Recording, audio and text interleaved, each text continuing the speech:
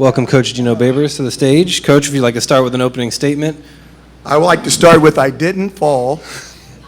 I put 3 points of pressure on the ground and I stayed up. You know, it was a fabulous game. Can't say enough about Dana and his crew. West Virginia was a hard-fought battle. It was extremely physical as well. I thought that the officials did a decent job out there. Couldn't be more proud of the 2018 seniors to end in this fashion against a rival opponent with us historically that goes so far back in our history. And to win the type of game that we won. You know, it wasn't like those other games that we've been watching for the last 2 days on TV. You got glitter all over your forehead on the left-hand side. That, you know, it was one of those games, it was a good battle, you know, and can't say enough about the Camping World Bowl and the way they've treated us here. And the trophy is really, really heavy, and I'm glad we got it. Questions? All right, we'll start up here.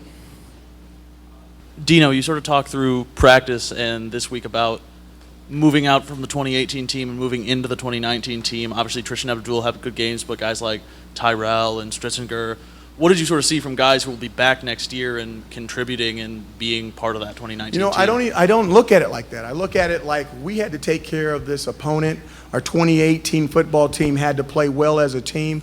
I thought it was extremely unselfish of the 2018 team to include individuals that hadn't been with us the entire way, and to play unselfishly and not care about who's going to get the credit, and to include them into the closure of 2018 to give us an opportunity to have an outstanding 2019. Coach over here on your left. Hey Dino, a couple times leading up to the bowl. Right here, buddy. Yep, sorry. I kind of asked you about Tristan and Abdul, and you said we'll see, we'll see how they do. There are guys here who've been here longer. How much of their success today was kind of being coy going in, and how much of it was them having success and maybe sticking with it a little bit? I don't know about either one of those. I would say this. I thought that the wide receiver coaches, Reno Ferree and Justin Lustig, along with Mike Lynch, the running back coach, did a nice job of bringing the underbelly along. With that 2019, those 15 practices of getting the 2019 team ready and seeing if they know the plays and do the things that they need to do. You have to understand something. Those two individuals have never played at tempo. You know, they have never played at tempo. And we're not in our first year, we're in our third year. So there was no way we're putting those guys on the field if we've got to slow down for them. We don't consider anyone that good. So for them to be able to operate in certain parts of our offense at the speed that we like to operate, I thought it was a really nice job by the assistant coaches and a good job by them getting ready. Back over on the right. Dino, right over here. After the NC State game, you talked about the story about when you got introduced in the Carrier Dome during the UNC basketball game, and you kind of blanked as to what you were going to say, but you just said, "We will win." How much does a story like that now resonate with you today? You know, that just came from the heart. That could have happened. That could not have happened. But I can tell you that from the heart, I really believe it would happen, and I'm glad it did. It makes me look good, but if you do things the right way and you go about it with the right effort and you have the right faith, things seem to work out. Coach, in the press conference yesterday, right in front there. Okay. I know you had to do side to side earlier. It's right in front now. At the coach's presser, you had mentioned that you expected blitzes from all directions on all sides, and that the quarterback is not an iguana. He doesn't have eyes on the side of his head to see it. It kind of looked like that at the beginning with the struggles that you had earlier. Do you think that Dungy grew eyes in the side of his head in order to recover for the rest of the game? No, I don't think he grew them out of the side of his head. That's impossible. I do think he tried to settle down a little bit, though. You know, it reminds me of a movie. I'm not going to bring this up, though, but they were coming from everywhere. And that's what that defense gives you. Now, there's certain things you can do and there's certain things you can't do. And it's one of those deals where we were doing a little bit too much. I can still remember Dick Tomey, the coach that coached me at the University of Hawaii. One time he came up to me and he said, "Dino, try less harder." And I'm like, what in the H does that mean? Try less harder. I'm trying to try less harder. And I think that was pretty much the case from the first half to the second half. I thought we were trying too hard. We needed to try less harder and let the game come to us. Limit what we were doing, really take the icing off and just serve cake to them. and our guys would figure out a way to get it done. And I thought after we settled down in the second half, that's exactly what happened with Eric Dungy. Go back over here. Dino, just what you can say, not just today, but Okay, Eric. I don't have a clue where this one's Right, coming from. right here, second row. Okay, you guys got those phones. I'm looking at cameras. Just what you can say about not just today, but Eric Dungy in general, from when you came in and inherited him as a player, just what he's been to this team, what he's done, and then secondly, for the senior class as a whole. Senior class is unbelievable. Senior class will be etched in stone. I'm not sure. I don't want to say this with all the tax problems we're having in this United States, but I'm not sure they're going to pay for anything for the rest of their lives in the state of New York or anywhere close to Syracuse in the county. I mean, these guys really did some amazing, amazing things. When it comes to Eric Dungy, the tall tales are true. The stories are true. We're going to be telling them for a very long time, and after 10 or 15 years, people are going to be calling baloney cheese that there's no way that he threw an interception and ripped the ball out of a defensive lineman's hand and got the ball back for a 1st and 10, or that he got moved left, moved right, moved left, and found Mo Neal down the middle for a huge play that changed the game. The guy is amazing, and he has the heart of a lion, and he's going to be a fabulous, fabulous player at the next level. Coach, keep looking right, one row closer. Right here. Coach, in the first 3 quarters, it was a big back-and-forth game, and the defense only limited West Virginia to 1 touchdown. So what was your defense doing right? What did you tell them before the game at halftime? I thought that Coach Ward did a fabulous job, especially when you're going against somebody like Dana. They mixed it up extremely well, and they stayed aggressive on them. I mean, it's not like they blitzed every single snap. I really feel like West Virginia brought a lot more than we did. But the timing of everything, the counter-punching of everything, again, I thought it was a fabulous chess match, and I thought that there's no doubt that Coach Ward did a nice job because that's one of the best offensive coordinators in college football. Staying in the front row over on your left. Coach, congratulations, 3-0 in bowl games. Can you talk a little bit about your preparation? Dude, you got it. It's big, man. It's a big glitter thing right over your left eye. I'm telling you, it's huge. It's huge. Okay, go ahead. I'll have to check it out. Okay, I'm not smiling at you because you're cute. I'm smiling at you because of the glitter. All right. Thank you. I appreciate that. Coach, bowl preparation, the week. Talk a little bit about that. I mean, you're undefeated in bowl games. I mean, is there something, what do you do? I don't know about all that. I think it's really important for the guys to enjoy the bowl early and, let them go out and do what they need to do in moderation. And then it's really important to lock them in and make sure you remind them how important winning is. And you don't have to win all the time, but if you're going about it the right way and you're giving your best effort, you let the chips fall where they may. And I just make sure that the effort's right and the concentration's right. And if they love each other, which I believe they do, they normally find a way to win. You didn't. Just a few more for Coach. We're going to go to the Take a picture of back yourself. right. Coach, if you just look into the light in the Coach, back way right. back here to the right. You see me? All right. This is kind of a multi-parter, but can you tell me when you decided to play Tristan Abdul? What went into that decision, and where can this program go with guys like that around?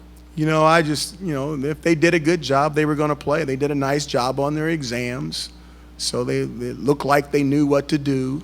But you guys, if those guys know it's different coming from the schools they came from, playing at the temple that we play at. If they get out there and they can't process it fast enough, they can't go. It's as simple as that. It doesn't matter. They can't go, and they got to wait till next year. We put them out there, and if they didn't do well, they would have got less. We put them out there, and they did okay, so they got a little bit more. I don't see it like a basketball team. It's not 1 or 2 cats that change this team. They're good. We're glad we got them. But it's going to take an entire football team to do the things in 2019 that the 2018 team did. And with everybody that scored a point is coming back, what does that say for the future of this program? Well, Dungy threw some of those passes. He's not coming back. Who scored a point? Yeah. You know what I mean. Okay. Technically, yes. Yeah, you know what? I'll tell you what. It tells us that we've got a chance. We've got a chance. We're losing a lot of guys on the offensive line, and I just can't say enough about this offensive line. It is the best offensive line that we ever had. And, there's nothing like being on a basketball team with good big people. Everybody else can kind of mess around, but if you got the best big person on the floor, you got a lot of wins coming, man. And that's what an O-line gives you, and that's what a D-line gives you. They're the big guys. And it's going to be hard to match this line, but we're going to try really hard. Right now, this is the best offensive line we've had in 3 years. Defensively, we're losing an M and an N with an A in the middle. Slayton is all man. And I won't get into awards that he did or did not receive, but if his family is going to be really happy with him, because I'm telling you, this is not his last day.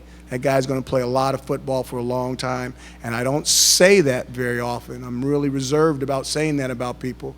I said the same thing about a young man last year that got drafted in the 7th round, and I said he was uncuttable, and a whole bunch of people started giggling at me. And I think he started 4 or 5 games in the NFL already as a rookie. So this guy's going to play in the National Football League. He's going to be a fantastic player. But besides him, we got a lot of guys coming back on that D-line. And they're going to be good if they're consistent and they're not occasional. So we've got to try to rebuild the offensive line, and if we do, we have a chance. If not, we won't be as good. 2 more questions for Coach. We'll go front left in the splash zone for the glitter over here. Congratulations again, Coach. Next to the glitter, man. You've got one back in your hairline now. You got it off your forehead, but there's one really deep in your hairline right there. Coach, as somebody who's been listening to the Jim Rome show since you were in high school, how much credit is Jungle Karma, is that real? Say the last part again. Is Jungle Karma real? Jungle Karma. Jungle Karma, yes. Romy is he's unique now. The thing I love about Rome, he's had some football players chase him around. I saw that too. That one quarterback chased him around. But the thing about him is he's never changed. I mean, ever since high school, he's been the same cat. He's been consistently good. And, if you know anything about us, we can really appreciate that. So, my hat's off to him. I know where he started, and I see where he's at now. And you don't get to those places unless you're very good at what you do, and you can do it over a long period of time. Well, we've got something in common, Coach. I've been listening since I was in high school also. Oh, there you go. I tell you what, there you go. Last question for Coach over here on the right. Dino, I know that you just mentioned before that with Tristan and with Abdul, it was if they were going to go out there and do well, they were going to get more reps. Seeing the performance that they had tonight, though, how important do you think it was for them to get into this game, to get those reps, and to succeed in the way they did? Okay, this is what we're going to do with this question right here. This is what we're going to do. We're going to talk about Cody Conway, the left tackle that has a chance to play in the National Football League that was knocking people off the ball.